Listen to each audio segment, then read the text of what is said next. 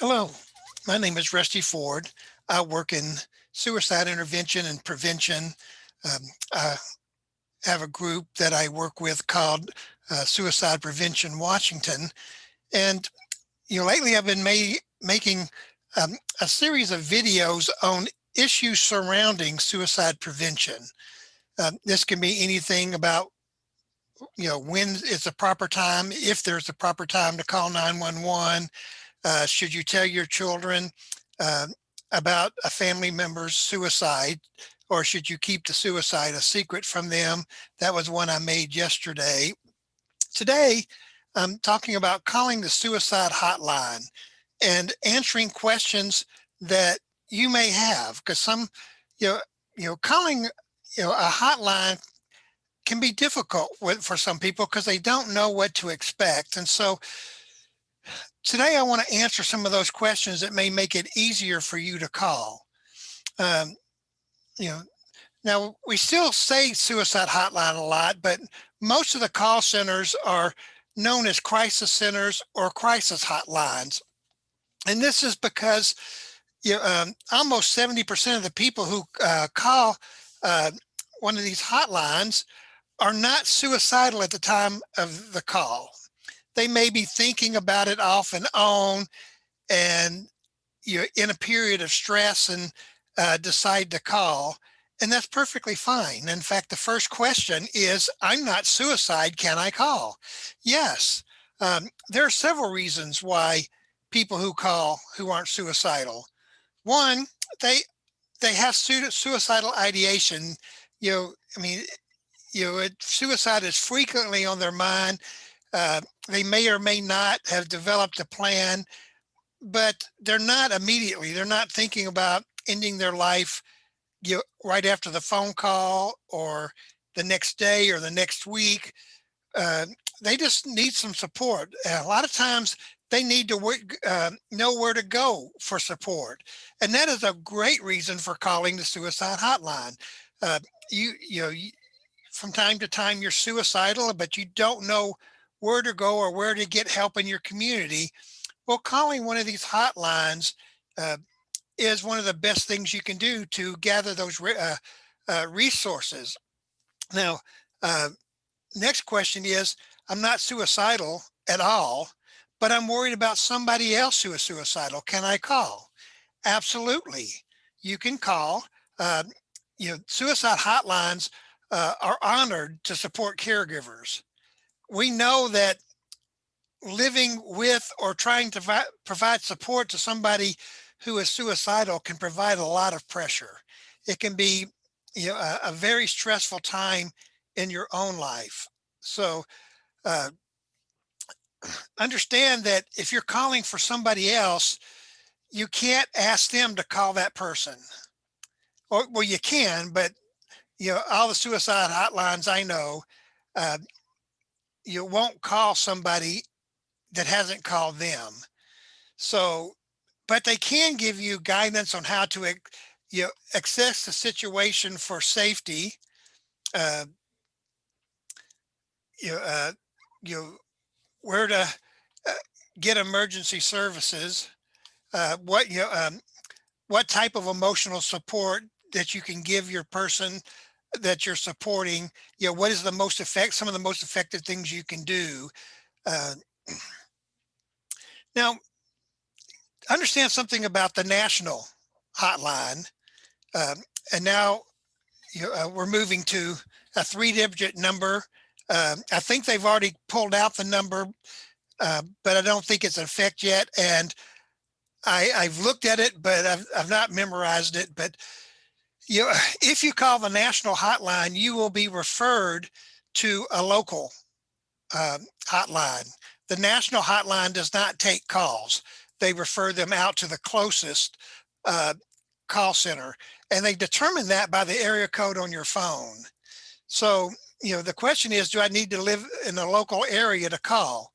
Well, if you're from, say, Memphis, Tennessee, and you've moved to California, you know, uh, you know, if you want to look up and call the crisis center in Memphis, Tennessee, that's fine. But understand that if you're calling from an area that you're not actually in, then they won't have you know the services in that area that you may need. So I always recommend that you go online, type in suicide hotline or crisis center and the name of your city, and you will find the closest call center to you. And that's the best number to call, whether you're calling for, excuse me, a friend, or you're calling because you're struggling with suicidal thoughts. People at the hotline closest to you are best prepared to share resources that are in your area. And so, I always advise that you look up and know if you have a person in your life that has suicidal ideation. I encourage you to look up the call center and put that number in your phone. Now, one of the things that I do, if I'm with somebody who's suicidal, and I'm trained in intervention, I can do the entire intervention. But for follow up, I always have them call uh, the local hotline, and we'll talk about it and say, I know you're not thinking about ending your life right now, but I also know you're in pain and that a point of crisis might come. So let's put the suicide hotline number on your phone. Um, and so I'm going to call the number from the phone. Um, hand you the phone so that you have a chance to see what the service is like and see how friendly and how non-judgmental they are. So it'll be easier if you ever need it to call it. And so I dial the number on their phone, say, hi, my name is Rusty Ford. I'm with this person who is thinking about suicide. And we've got past the crisis moment, but I wanted them to have an opportunity to talk to you so they know that this is a safe resource. And so here is the person's name, and hand the phone call over to them. And that gives them a chance to see what it's like to talk to somebody on the hotline. And anytime you do, I mean, the people at the hotlines are so professional that you know uh, you'll have much less anxiety about calling the number if you've already done it uh, to begin with. So the next little section is, what is it actually like, uh, and what happens when you call the service? Well, first thing you'll hear is a recording describing your agency's name and the fact that your call will not be recorded. Now, that's not always the case. Uh, there may be some uh, call centers that will record your phone call for safety or future training issues. Once upon a time, this was more prevalent than it is now. As far all the call centers I personally know of do not record anything in your phone call whatsoever. But if you call the national hotline, you will receive a warning that says that your phone call might be recorded for safety or training purposes. Well, that's because you're being routed to a place, somewhere else in the country, and they don't, they don't know which ones, or if they do, it's just complicated. So they just put that in there. But when you're routed to your local one, it's most likely that your phone call will not be recorded. Now, I also understand that if they do record, they will let you know before the phone call begins. But so if you don't hear, at the local place, at the local call center, that your phone call might be recorded, then it's not. They do respect your privacy, and you know, as I said, every call center I know of has chosen not to do any recording because they don't want you to feel uncomfortable about calling if you need it. Now, um, after that message, the phone will ring and the operator will pick up. Usually this is very quick. A little longer if you call the national hotline, because really busy times, a lot of people maybe call, so you may have to wait then, and then you may have to wait during the transfer. So that's one of the other reasons I encourage people to put the local number on their phone so they can remove that one step out of it. But if you call the local place, usually there's more more volunteers uh, available than calls that come in. But every once in a while, uh, a whole batch of calls may come in at the same time, and you may have to wait your turn until a line becomes free. Uh, I know a lot of people that have called it. Only know one person that ever had to wait. But I mean, it is a possibility. When the counselor gets on the phone, they will introduce um, the name of the call center. They will tell you their name and they will ask for yours. And immediately after getting your name, they'll ask you, are you thinking about suicide? Are you struggling with suicidal thoughts? Uh, it's a crisis center, and people call in with who are in a crisis, so they want to establish what the phone call is about to begin with. And also, it prior prioritizes the phone calls based on safety concerns. So if they are real busy, and no, I'm not suicidal, but they've got three people who have said they're suicidal, they'll put their calls in front of yours, because you know um, they're going to take them not necessarily in order, but based on the need. And as I said, most of the time, all their counselors won't be on the phone at the same time, so it really won't make a difference. But just understand that if you're calling because you're concerned that a family member or a friend is suicidal, and you're not, you know, and the you know, uh, you know, and the person who called right after you is, they'll bump that person in front of you. So just understand, on non-emergency phone calls, you won't be given the highest priority, which most of the time isn't going to make a difference, because most of the time there'll be somebody available, and you'll only have you know, uh, to wait 30 seconds to a minute for them to make that transfer. Then they'll ask you some questions to try and figure out exactly why you're calling, what you're feeling, what the circumstances are that you're under. Because usually when you call uh, the hotline, even if you're not suicidal at the moment, but you're calling about yourself, you know, you've been struggling emotionally, you're fighting depression or anxiety, and there's some circumstances come up that's pushing you into a higher state of anxiousness, or down into the depths of depression, and you need somebody to talk to. And so they're going to ask you questions to try and understand exactly what's going on. As you continue, the operator will start exploring the next steps, mostly in terms of safe care, but sometimes in addressing issues that may be leading to suicidal behavior. And so, you know, they'll ask you questions. It's all about assessment, because until you really know what the need is, you really can't address it as a counselor. And I'll say this again in another section. Well, no, it's the next section that I say this in. Uh, and so I'll just go straight to there. You may wonder, do counselors read from a script? No, I don't know of any crisis center in which people, have a script that they read, out. I mean, they are well trained. They go through in-depth training, and they continue to go through training.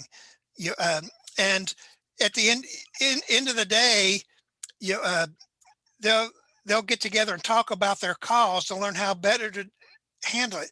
And so, you know, um, some of these calls may, if you call once and then call again and then call again, they may sound similar, but that's because they've all been through significant training, uh, and the same training. And that trainings includes listening skills. They are taught methods of focusing and wrapping up a conversation. And so a lot of them are going to seem very similar. You know, and so, you know, back to the question before, it's about the training. You, you know, all these people that are doing the assessments have been trained extensively, so that they know how to talk and how to listen and uh, how to figure out where, you know, what your stressor is and ways to help you overcome that stress. Now, you know, another question that people may have is how often is can I call? As often as you need. In general, if you're not, if you're not thinking about ending your life at the moment, they recommend you not call more than once every 4 hours. But if you need them, you can call, hang up, call back. You can call 10 times in an hour and they will not be frustrated with it because they know that since you're in an emotional crisis, you know, th- you, that these calls may not last as long as you need. You may hang up on them for any reason. Something may interrupt the phone call. Somebody will walk in the door. So they're there as often as you need them. And so if you call uh, and you have a 10-minute, 15-minute phone call and you get off the phone and you really don't think it's addressed the issue, you can pick the phone right back up and call. And they'll be there and happy about talking to you. Um, they're well trained and they will not be frustrated because you call often. You know, unless you're calling for a pizza recipe. You know, uh, there could be some cases where somebody's actually abusing the system, but if you need it and you call it 10 times in a day, they won't think that that's abusing the system because they know that you're going through emotional trauma and that this can be very difficult. And sometimes when you're in emotional trauma, you can only absorb a little at a time. So you might not be able to do 30 minutes of intervention. You may be able to spend 5 to 7 minutes on the phone, and your anxiety level is so high that you can't continue. And so you may get off the phone, rest, and in 15 minutes your anxiety levels drop some and you call back, and that is perfectly fine. Excuse me. What happens if I decide to just hang up? I'm tired of talking to you and I'm just hanging up. It's just the same. You decided to call. That was your free choice. It's your free choice to hang up. Uh, you, uh, Everybody there understands that not everybody wants to talk to a long time. Sometimes you say something that makes them feel uncomfortable and they hang up. And then almost all the time they will accept this as your choice. However, you know, they may call you back if if you seem to be actively engaged in attempting a suicide.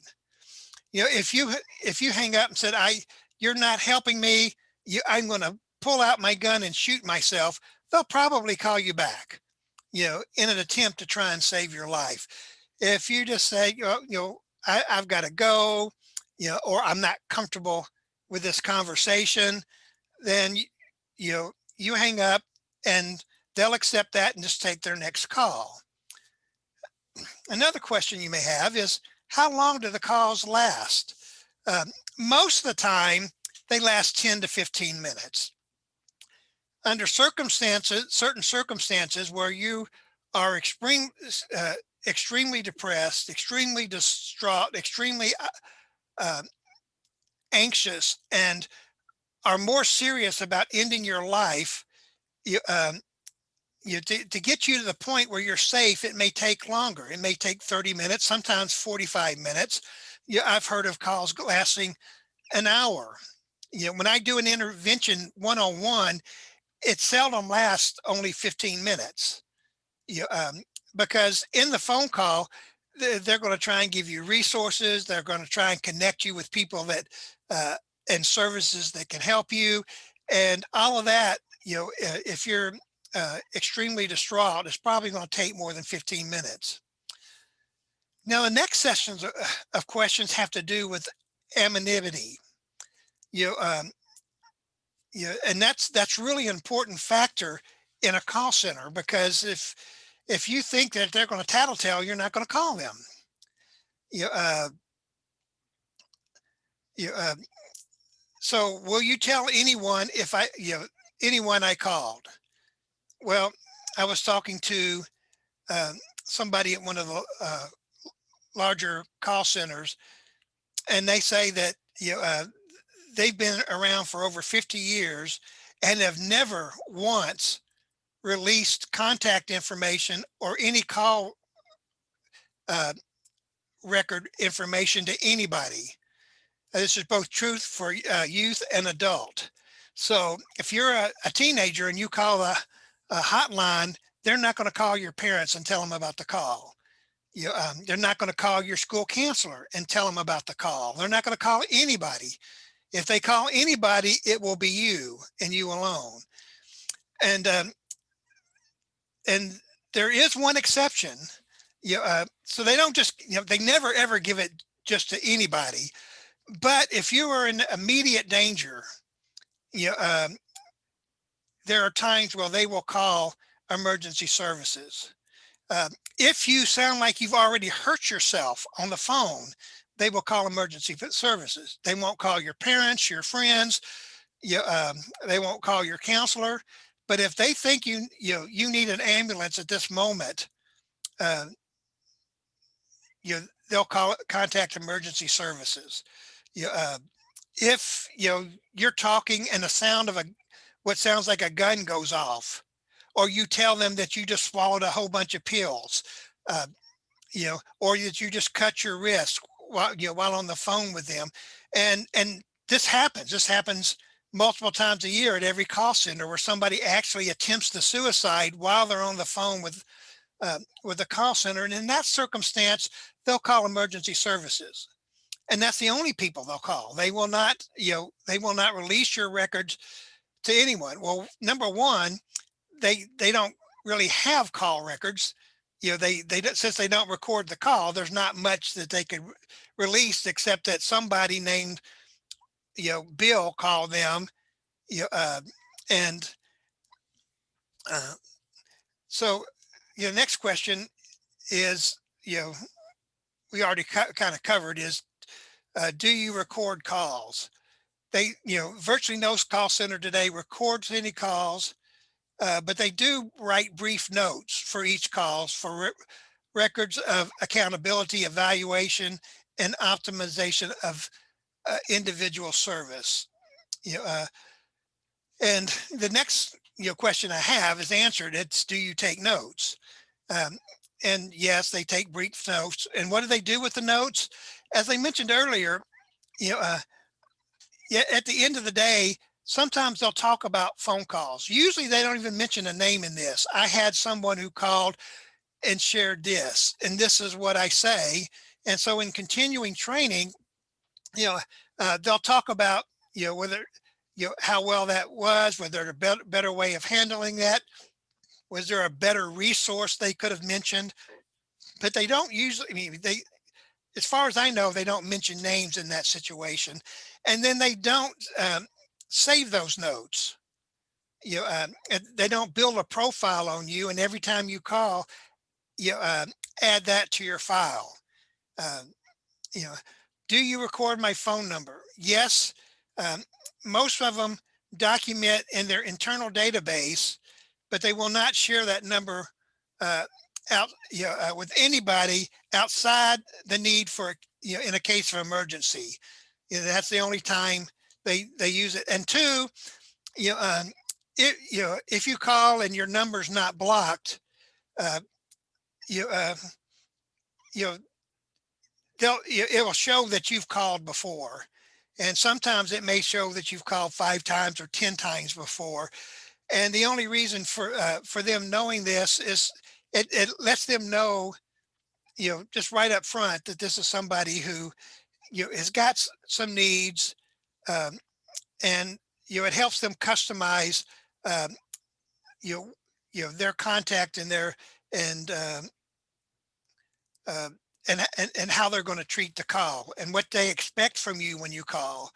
Uh, This is usually only done for callers who call multiple times a day for months at a time, and not for people who call sporadically. You know, now if you get a switched over to a volunteer and they say, "Oh, this number, we've had a call from this number 3 times a day for the last 20 days," it will not affect how they treat you. I mean, they're not going to say, "Oh, this person's just a problem. I wish I didn't have it." What it tells them is that you've got a great need, and if anything else, it's going to make them more attentive. Because somebody doesn't call the hotline multiple times a day unless they're in real crisis, and it's their goal to save your life. It's their goal to help you get out of crisis. It's their goal to uh, share with you resources that can help you get your life back. And so 100% of everything they do is for that goal. The next question under you know, um, you know, this topic is, can you identify me? That we can, or they can identify you internally, but not externally, which means that they can see how many times you call, but they can't see where you lived. You, and so you, and they won't even try to find out where you live unless um, you share that you're in immediate danger or somebody else is in immediate danger and they need to send personal services. So if your phone call number is not blocked, they may be able to look up and get information about you to send emergency services. Most of the time that's not the case. But if you do need emergency services, they will ask you, said, "Oh, uh, you know, it sounds like you've been hurt." Because some people will call the hotline number after they've been in an accident, you know, and instead of saying, "Well, just hang up and call 911," they may ask where you're located and call 911, so that they can get an ambulance to you. Do I have to give you my demographic information? No, you don't have to give them any information. Your counselor may ask you where you live, what town you live in, or your address, and all you have to say is, "I'd prefer not to give that information." And they're all trained to accept that answer and not press the issue. Unless, again, you say something like, "I just cut my wrist," then they may press for a location because their passionate goal is to save your life.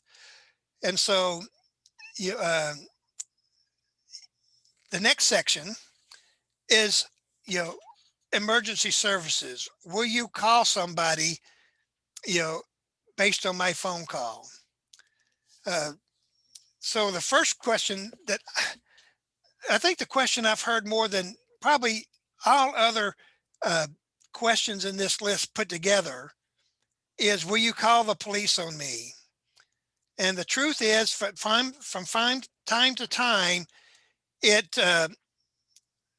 they will call the police, but it's very rare, and it is a very rare last resort that is discouraged as common protocol. Their goal and purpose is not to call the police. Uh, I was reading on San Francisco's uh, website, in their frequently asked questions. Uh, in 2017, they had 70,000 phone calls, and 50 of them the police were called. And they will only call the police uh, under with three conditions are met for you, and that is, uh, if you say that I intend to end my life tonight, and I have the lethal means, and you said the lethal means, I've got the pills, I've got the knife, I've got the rope, I've got the gun, and you that you've got it, and you plan to do it in the next. This number two is that you plan to use it within the next hours. And number three, if you know, after continuing the conversation, uh, you're still planning on doing it because their goal is to de-escalate. Their goal is to make sure that they don't have to call the police. They, they're going to do what they're trained to do, and that's to try and help you find a reason for living, get you to call some resources to help you out at the moment. Because if you say I'm planning on attempting ending my life right now, and they talk and you say, well, I'm not sure I really want to, and then they'll ask, is there somebody you can call? uh, and you say yes, and you give them that person, um, and are you going to call them? Sometimes they'll say, well, call them and then call me back.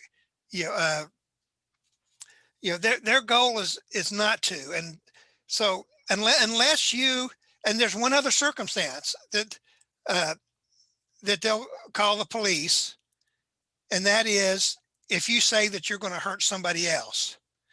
you know if you say I've got a gun and I'm going to, when I hang up the phone, I'm going to shoot my wife and then shoot myself, they will call the police, guaranteed, if they can come up with enough information to tell the police where to go. But you know, they're required by law, they're, you know, as to report. They're, you know, policemen, hospital workers, teachers, you know, call center workers are required by law to report something when somebody says that somebody else is at risk. They're, it's called mandatory reporters. I'm a mandatory reporter. you, uh, and so if you tell me that uh, that you've hurt somebody or are planning to hurt somebody, by law I'm required to share that. uh, but that's, most likely not you. People who plan on harming somebody else usually don't call a call center first. uh, but if that is the case, that's a time where they would uh, break that confidentiality. uh, Another question people ask, would you call child protective services? uh, as again, we're all mandatory reporters, and yes, we will call child protective services on any qualifying content. And that, in order to call CPS, we would need to know that there's a minor that's being physically, sexually, emotionally abused or neglected. And so unless you tell us that, there's no reason for us, and we would never, um, you know, um, call child protective services in a situation like that. But if you say I'm feeling guilty because I just beat up my child or I just sexually assaulted my child, then under those circumstances they may call, or they would be required by law actually to call child protective services. But these things aren't usually part of the conversation at all, and so it's not something you really have to be concerned about. They're not going to call child protective services because you're thinking about ending your life. you know um, and yes, in the sense, somebody may interpret that and say, oh, that's putting the child at risk. But but to call child protective services, it has to be a specific, you know this child is specifically at this, uh, being physically, sexually, emotionally abused or neglected.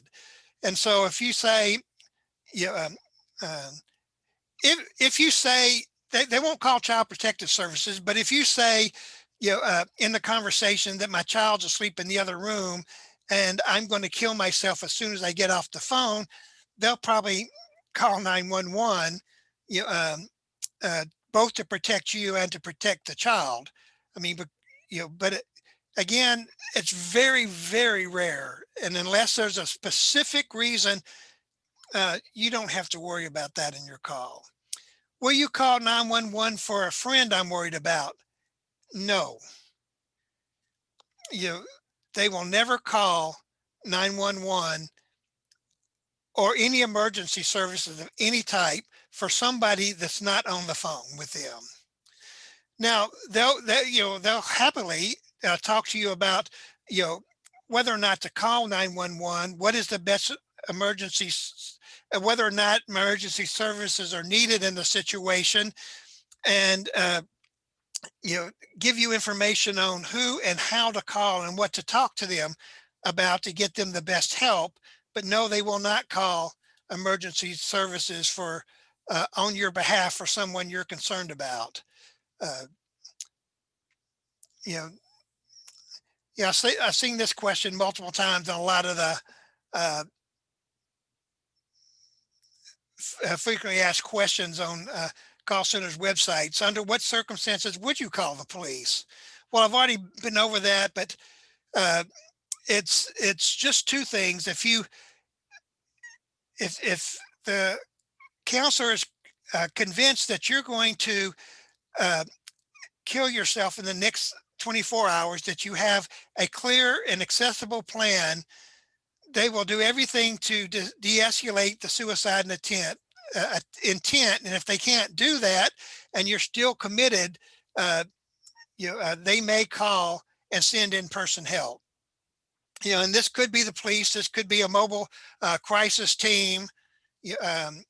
If they do call them, they're going to ask for a crisis trained officer, whose goal when he gets there is to help you save your life.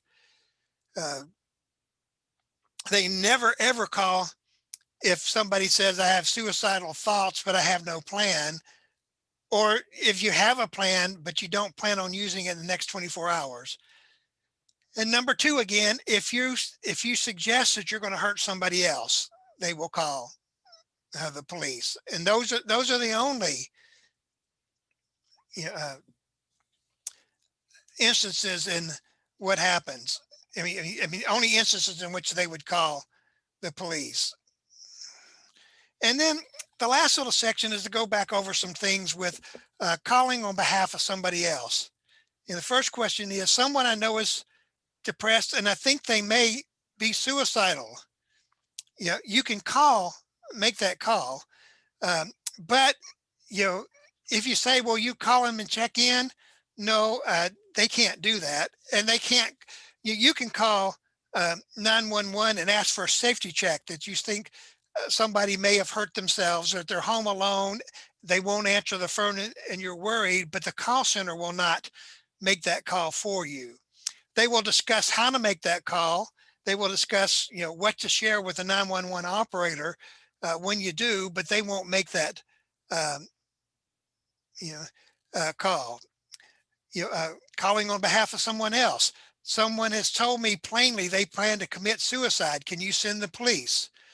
No, they can't deal with anybody except who's on the phone. And so they will, again, encourage you to call the police or emergency services.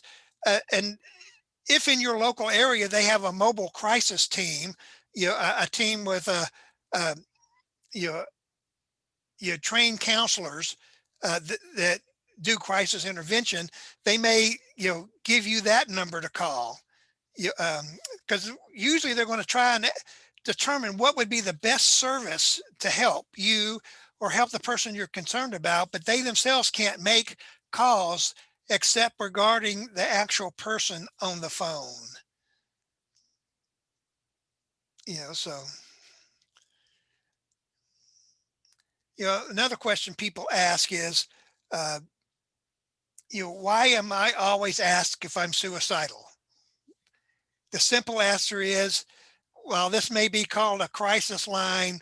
In essence, it's a suicide hotline for many. And a lot of people who are very suicidal will say, no, I'm not really suicidal, or no, I'm not at first. And then we talk and you share some information that makes me wonder. So I ask you again, and we talk some more, and you give me some more information that makes me think